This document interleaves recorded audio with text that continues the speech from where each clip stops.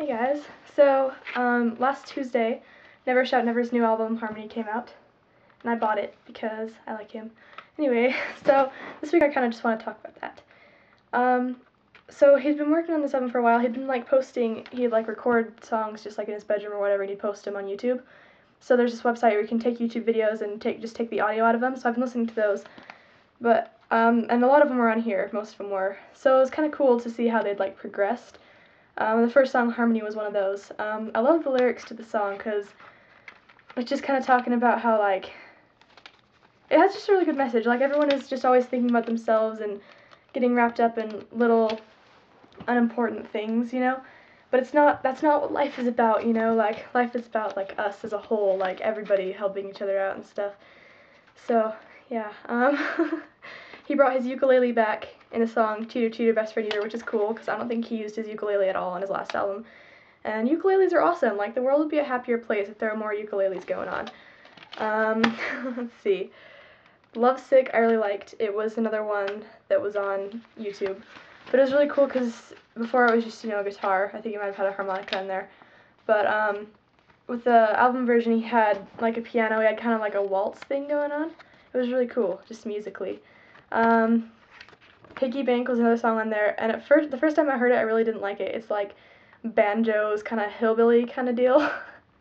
But it's kind of grown on me. I liked sort of what the song was saying too, because it's just live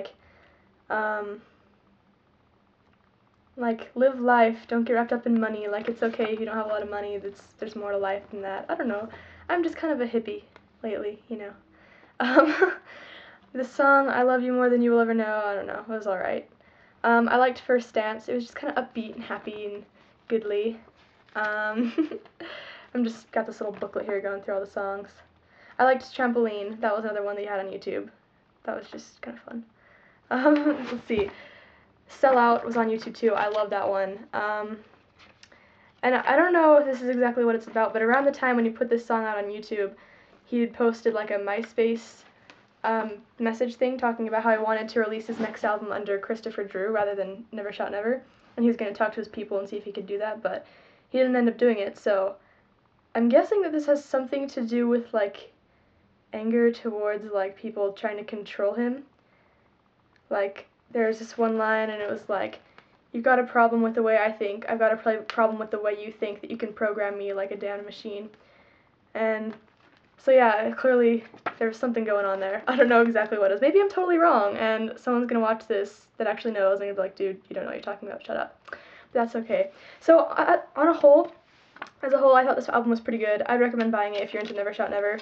It's definitely worth it. I kind of think, I'm trying to decide if I liked this one or his last album better. I don't know. I think it's about even. What I really liked about it was that all the songs were different, musically. A lot of these pop-punk bands, which aren't even punk at all. Why would you call it that? The punk is Ramones, Misfits, stuff like that.